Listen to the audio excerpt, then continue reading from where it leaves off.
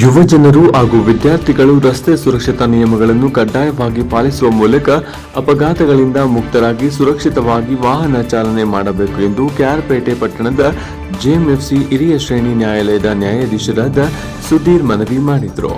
ಅವರು ಇಂದು ಕೃಷ್ಣರಾಜಪೇಟೆ ಪಟ್ಟಣದಲ್ಲಿ ನಾಗಮಂಗಲದ ಪ್ರಾದೇಶಿಕ ಸಾರಿಗೆ ಇಲಾಖೆ ಹಾಗೂ ಪಟ್ಟಣ ಪೊಲೀಸರು ಸಂಯುಕ್ತವಾಗಿ ರಸ್ತೆ ಸುರಕ್ಷತಾ ಸಪ್ತಾಹದ ಅಂಗವಾಗಿ ಆಯೋಜಿಸಿದ್ದ ಜಾಗೃತಿ ಜಾಥಾ ಮೆರವಣಿಗೆಗೆ ಚಾಲನೆ ನೀಡಿ ಮಾತನಾಡಿದರು. ವರ್ಷ ತುಂಬದೇ ಇರುವ ಯುವ ಜನರು ಹಾಗೂ ವಿದ್ಯಾರ್ಥಿಗಳು ದ್ವಿಚಕ್ರ ವಾಹನಗಳು ಸೇರಿದಂತೆ ಯಾವುದೇ ವಾಹನಗಳನ್ನು ಚಾಲನೆ ಮಾಡಬಾರದು. ವಾಹನ ಚಾಲನಾ ಪರವಾನಗಿಯನ್ನು ಹೊಂದಿಲ್ಲದೆ ವಾಹನ ಚಾಲನೆ ಮಾಡುವುದು ಕಾನೂನಿನ ಪ್ರಕಾರ ಅಕ್ಷಮ್ಯವಾದ ಅಪರಾಧವಾಗಿದೆ.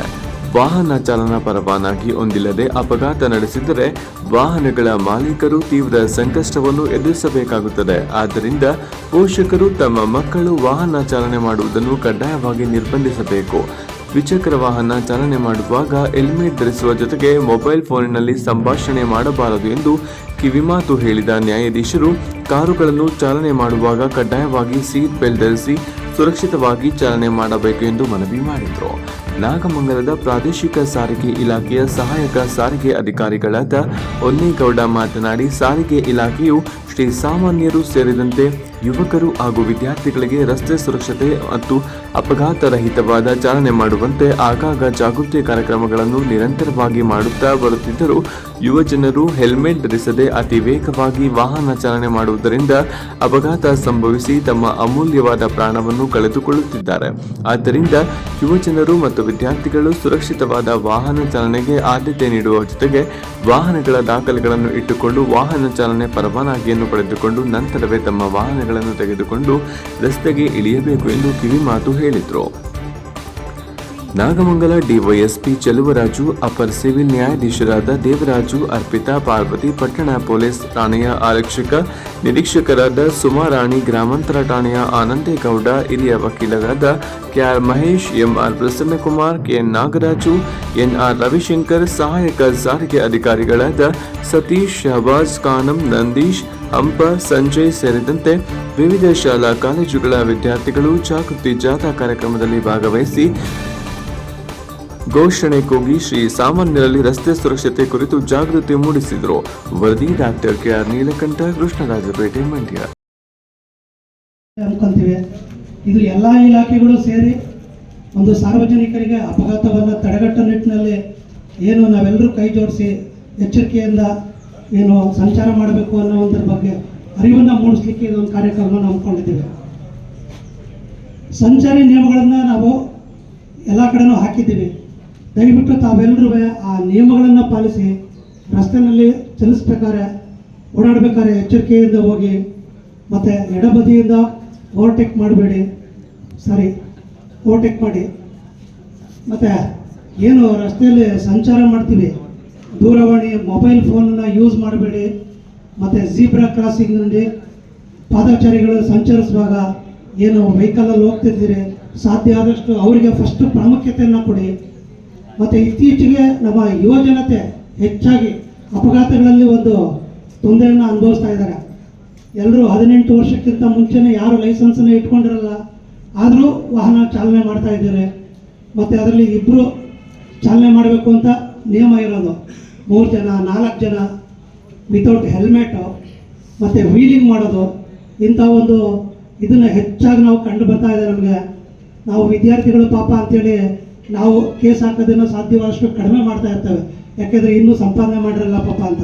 ಆದರೆ ನಿಮ್ಮನ್ನು ಮನೆಯಲ್ಲಿ ಪೋಷಕರು ಒಳ್ಳೆ ವಿದ್ಯಾವಂತರಾಗಲಿ ಬುದ್ಧಿವಂತರಾಗಲಿ ಅಂತೇಳಿ ಶಾಲೆಗೆ ಕಾಲೇಜಿಗೆ ಕಳಿಸ್ಕೊಟ್ಟಿರ್ತಾರೆ. ಆದರೆ ನೀವಿಲ್ಲಿ ತಮ್ಮ ಒಂದು ನೆಗ್ಲಿಜೆನ್ಸಿಯಿಂದ ಏನು ತೊಂದರೆಗೊಳಗಾಗ್ತೀರಿ, ಇದರಿಂದ ತಮಗೆಲ್ಲ ಆಗೋದು, ಯಾಕೆಂದರೆ ತಾವು ಮೈನರ್ ಇರ್ತೀರಿ, ತಮ್ಮ ಪೇರೆಂಟ್ಸ್ಗೆ ಇದರಿಂದ ತುಂಬ ಪರಿಣಾಮ ಬೀಳುತ್ತೆ. ಅವರು ದಂಡದ ಜೊತೆಗೆ ಜೈಲು ವಾಸನೂ ಅನುಭವಿಸ್ಬೇಕು ಬರುತ್ತೆ. ಹಾಗಾಗಿ ತಾವೆಲ್ಲರೂ ಎಚ್ಚರಿಕೆಯಿಂದ ಏನು ವಾಹನ ಸಂಚಾರ ಮಾಡ್ತಿರ್ತೀರಿ, ಆದಷ್ಟು 18 ವರ್ಷ ತುಂಬಕ್ಕೆ ಮುಂಚೆ ಯಾರೂ ವೆಹಿಕಲನ್ನು ಉಪಯೋಗಿಸ್ಬೇಡಿ.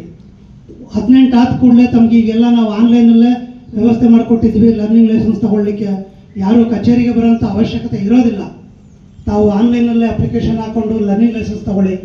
ಅದು 1 ತಿಂಗಳ ನಂತರ 6 ತಿಂಗಳ ಒಳಗೆ ಕಚೇರಿಗೆ ಬಂದು ನೀವು ಲೈಸೆನ್ಸ್ಗೋಸ್ಕರ ಟೆಸ್ಟ್ಗೆ ಅಪಿಯರ್ ಆಗಬೇಕಾಗುತ್ತೆ.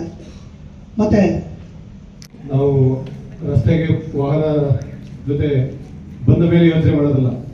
ರಸ್ತೆಗೆ ನಾವು ಬರ್ಲಿಕ್ಕೆ ಬಂದೇನೆ ನಮ್ಮ ನಿಗದಿತ ಸ್ಥಳ ಎಲ್ಲಿ ಹೋಗ್ಬೇಕು, ಎಷ್ಟು ಹೊತ್ತು ಯಾವ ಟೈಮಿಗೆ ರೀಚ್ ಆಗಬೇಕು ಅದನ್ನೆಲ್ಲ ಮೊದಲೇ ನಾವು ಜಾಗ್ರತೆಯಿಂದ ನಾವು ಪ್ಲಾನ್ ಮಾಡ್ಕೋಬೇಕು ಅನ್ನೋದು ತಮಗೆ ಕೋರ್ಕೊಳ್ತೇನೆ.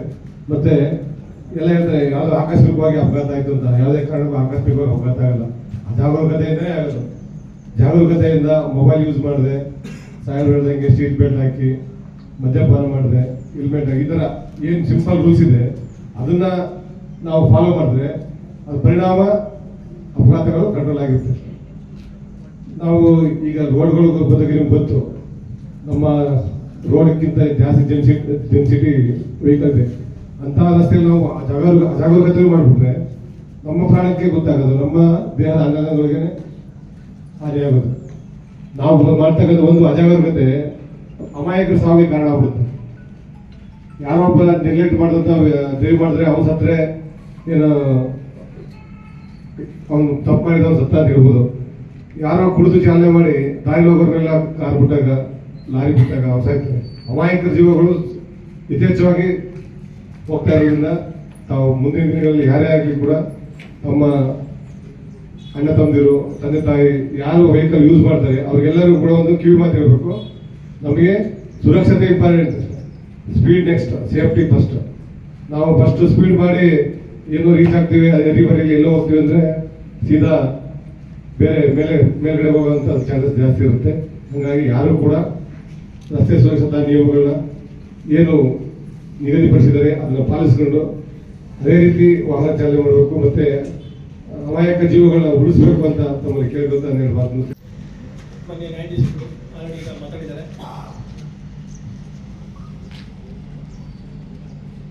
ರಸ್ತೆ ಅಪಘಾತದಿಂದ ಮಾನ್ಯ ನ್ಯಾಯಾಧೀಶರು ಈಗ ಆಲ್ರೆಡಿ ಹೇಳಿದ್ರು ಅದರ ಎಷ್ಟೆಲ್ಲ ಆಗ್ತಾ ಇದೆ ದುಷ್ಪರಿಣಾಮ ಅಂತ.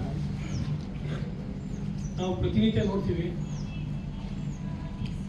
ಒಂದು ಆಕ್ಸಿಡೆಂಟ್ ಆದಾಗ ಒಂದು ಮನೆಯಲ್ಲಿ ಅವರೇ ದುಡಿತಾ ಇರ್ತಾರೆ.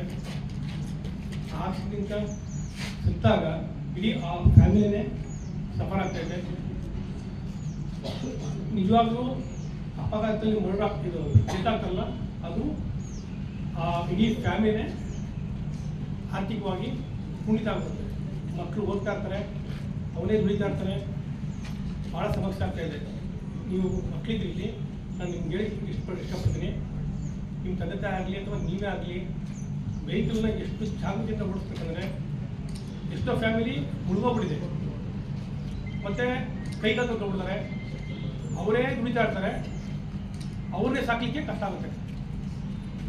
ಹೇಳೋದಲ್ಲ, ರಸ್ತೆ ಅಪಘಾತದಿಂದ ಆಗುವ ನಾವೇ ಕಣ್ಣಾರೆ ನೋಡ್ತೀವಲ್ಲ, ನಮಗೇನೆ ದುಃಖ ಆಗುತ್ತೆ.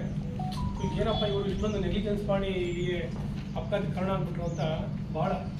ಅದರಲ್ಲೂ ಸಹ ನಾನು ನೋಡಿದಂಗೆ ನಮ್ಮ ನಾಗಮಂಗಲ ಕೇರ್ಪೇಟೆಯಲ್ಲಿ ಪ್ರತಿ ವರ್ಷ ಕನಿಷ್ಠ ಆದರೂ 150 ಜನ ಸಾಯ್ತಾರೆ, ಅನ್ಯಾಯವಾಗಿ ಸಾಯ್ತಾರೆ. ಅನ್ಯಾಯವಾಗಿ ಅದನ್ನ ಚಾಲನೆ ಮಾಡಲಿಕ್ಕೆ ನನಗೆ ಅಧಿಕಾರ ಇದೆ, ಕಾನೂನು ಪ್ರಕಾರವಾದಂಥ ಅಧಿಕಾರ ಇದೆ ಅಂತ ಮೊದಲು ತೀರ್ಮಾನ ಮಾಡಬೇಕು. ನಮಗೆ ಅಂತ ಅವಕಾಶ ಇಲ್ಲ ಅನ್ನೋದು ಆದರೆ ನೀವು ವೆಹಿಕಲ್ನೇ ಚಾಲನೆ ಮಾಡಲಿಕ್ಕೆ ಪ್ರಯತ್ನವನ್ನು ಮಾಡಬಾರ್ದು. ಯಾಕೆ ಅಂದರೆ ಎಲ್ಲ ನ್ಯಾಯಾಧೀಶರುಗಳು ಅಧಿಕಾರಿಗಳೆಲ್ಲ ಮಾತಾಡಿದ್ದಾರೆ, ಅದರ ಪರಿಣಾಮ ಇದೆಯಲ್ಲ ಅದನ್ನು ನೀವು ನಿರೀಕ್ಷಿಸಕ್ಕೂ ಸಾಧ್ಯ ಆಗದೆ ಇರತಕ್ಕಂಥ ಹೆಚ್ಚು ಪರಿಣಾಮ ನಿಮ್ಮ ಕುಟುಂಬಕ್ಕೆ ಆಗ್ತದೆ. ಮೈನರ್ ಮಕ್ಕಳು ಚಾಲನೆ ಮಾಡೋದು ಲೈಸೆನ್ಸ್ ಇಲ್ದೇ ಲೈಸೆನ್ಸ್ ವಿತೌಟ್ ಲೈಸೆನ್ಸು ಇವೆಲ್ಲ ಅನ್ನೋದು ನಿಮ್ಮ ತಲೆಯೊಳಗೆ ಬರಬಾರ್ದು. ನಿಮ್ಗೆ 18 ವರ್ಷ ಆಗೋದಕ್ಕಿಂತ ಮುಂಚಿತವಾಗಿ ನೀವು ಯಾವುದೇ ಕಾರಣಕ್ಕೂ ಚಾಲನೆ ಮಾಡಕ್ಕೆ ಹೋಗ್ಬಾರ್ದು. ಹೋದ್ರೆ ಯಾವುದೋ ಕೂಲಿ ಕಾರ್ಮಿಕರಿಗೆ ಆಕ್ಸಿಡೆಂಟ್ ಮಾಡಿದ್ರೆ, ಯಾವುದೋ ಇಂಜಿನಿಯರ್ಗೆ ಆಕ್ಸಿಡೆಂಟ್ ಮಾಡಿದ್ರೆ, ಯಾವುದೋ ಡಾಕ್ಟ್ರಿಗೆ ಆಕ್ಸಿಡೆಂಟ್ ಮಾಡಿದ್ರೆ, ಯಾವುದೋ ಸೈಂಟಿಸ್ಟ್ ಆಕ್ಸಿಡೆಂಟ್ ಮಾಡಿದ್ರೆ ಅವರ ಆದಾಯದ ಆಧಾರದ ಮೇಲೆ ನೀವಿಷ್ಟು ಪರಿಹಾರವನ್ನು ಕೊಡಬೇಕು ಅಂತ ಕೋರ್ಟ್ ತೀರ್ಮಾನ ಮಾಡಿದ್ರೆ 1,50,00,000, 25 ಲಕ್ಷ, 10 ಲಕ್ಷ, 15 ಲಕ್ಷ ವಿತ್ ಇಂಟ್ರೆಸ್ಟ್ ಎಲ್ಲನೂ ಕೊಡಬೇಕಾಗಿದೆ. ನಿಮ್ಮಲ್ಲಿ ಇರ್ತಕ್ಕಂಥ ಒಂದು ಅರ್ಧ ಎಕರೆನೋ 10 ಗುಂಟೆನೋ ಯಾವುದೋ ಒಂದು 20-30 ಸೈಟು ಎಲ್ಲ ಅದನ್ನ ಅವಲಂಬಿತವಾಗಿ ನಿಮ್ಮ ಕುಟುಂಬ ನಿರ್ವಹಣೆ ಮಾಡ್ತಾ ಇದೆ ಅನ್ನೋದಾದ್ರೆ, ಈ ಅಪಘಾತದಿಂದ ಏನಾದರೂ ತೊಂದರೆ ಒಳಗಾದ್ರೆ ನಿಮ್ಮ ಕುಟುಂಬ ಎಲ್ಲ ಆಸ್ತಿಗಳನ್ನ ಮಾರಾಟ ಮಾಡಿ ಪರಿಹಾರವನ್ನ ಕೊಡ್ಲೇಬೇಕು. ನೀವು ತಪ್ಪಿಸ್ಕೊಳ್ಳಿಕ್ಕೆ ಸಾಧ್ಯನೇ ಇಲ್ಲ. ಅಂತ ಒಂದು ಪರಿಸ್ಥಿತಿನ ಮಕ್ಕಳಾದಂಥ ನೀವು ಮತ್ತು ವಯಸ್ಕರಾಗಿರ್ತಕ್ಕಂಥ ಎಲ್ಲ ಸಾರ್ವಜನಿಕರು ಏನು ಪಾಲನೆ ಮಾಡಬೇಕಾಗಿರ್ತಕ್ಕಂಥ ನಿಯಮಗಳಿದನ್ನ ಅದರ ಕಡ್ಡಾಯವಾಗಿ ನೀವು ಪಾಲನೆ ಮಾಡಬೇಕು. ಮಾಡದೇ ಇದ್ರೆ ಆಗ್ತಕ್ಕಂಥ ಅನಾಹುತ ಬಹಳ ಗಂಭೀರವಾಗಿರ್ತದೆ, ಪರಿಣಾಮಕಾರಿ ಇರ್ತದೆ. ಈ ಅಂಶವನ್ನು ತಾವು ಮನಸ್ಸಲ್ಲಿ ತಿಳ್ಕೋಬೇಕು. ಎಸ್, ನಾವು ವಾಹನವನ್ನು ವೆಹಿಕಲ್ ಚಾಲನೆ ಮಾಡಲಿಕ್ಕೆ ಅಧಿಕಾರ ಇಲ್ಲ, ನಾವು ಮಾಡಬಾರ್ದು. ಇನ್ಶೂರೆನ್ಸ್ ಇಲ್ಲ, ರೋಡು ತಗೊಂಡು ಹೋಗ್ಬಾರ್ದು. ನಾವು ಮಾರಾಟ ಮಾಡಿದ್ದೀವಿ, ಅದನ್ನ ಆರ್ ಸಿ ಟ್ರಾನ್ಸ್ಫರ್ ಮಾಡೋದಕ್ಕಿಂತ ಮುಂಚಿತವಾಗಿ ನಾವು ಲೈಸೆನ್ಸು DL ಎಲ್ಲ ಇದೆಯಂತ ಪರೀಕ್ಷೆ ಮಾಡ್ಕೋಬೇಕು. ಇನ್ಶೂರೆನ್ಸ್ ಟ್ರಾನ್ಸ್ಫರ್ ಮಾಡಿಸ್ಕೋಬೇಕು. ಆರ್ ಸಿ ಆನಂತರ ಟ್ರಾನ್ಸ್ಫರ್ ಆದಮೇಲೆ ವೆಹಿಕಲ್ ಅವನ ಸ್ವಾಧೀನ ಕೊಡಬೇಕು. ಇವೆಲ್ಲವೂ ಕೂಡ ನಿಯಮಗಳಲ್ಲಿ ಕಟ್ಟುಬದ್ಧವಾಗಿ ವಿಧಿಸಲಾಗಿರ್ತಕ್ಕಂಥದ್ದು. ಇದು ನನಗೆ ಗೊತ್ತಿರಲಿಲ್ಲ, ನನ್ನ ಸ್ನೇಹಿತ ಯಾವುದೋ 20 ರೂಪಾಯಿ ಚಾಪಕ್ಕಾಗೋದಕ್ಕೆ ಅಗ್ರಿಮೆಂಟ್ ಕೊಟ್ಬಿಡೋತಕ್ಕಂಥದ್ದು, ಅವನು ಯಾವುದೋ ಒಬ್ಬ ಇಂಜಿನಿಯರ್ಗೋ ಡಾಕ್ಟರ್ಗೋ ಲಾಯರ್ಗೋ ಗುದ್ದು ಆಕ್ಸಿಡೆಂಟ್ ಮಾಡೋದು, ಇವೆಲ್ಲ ಬಹಳ ಈ ವಿಚಾರವನ್ನು ಪ್ರಸ್ತಾಪ ಮಾಡೋದಾದ್ರೆ ಗಂಟಾನುಗಟ್ಟಲೆ ಅವಕಾಶ ಇರ್ತಕ್ಕಂಥದ್ದು. ಎಲ್ಲ ಅಧಿಕಾರಿಗಳು ಅವರ ಕೆಲಸವನ್ನು ಮಾಡಬೇಕಾಗಿರೋದ್ರಿಂದ ನಮ್ಮ ಏನಿದೆ ಒಂದು ಭಾಷಣದ ವಿಚಾರ ಅದನ್ನು ಸೀಮಿತಗೊಳಿಸಿ ಇಷ್ಟು ಮಾತಾಡಲಿಕ್ಕೆ ಅವಕಾಶ ಮಾಡಿಬಿಟ್ಟು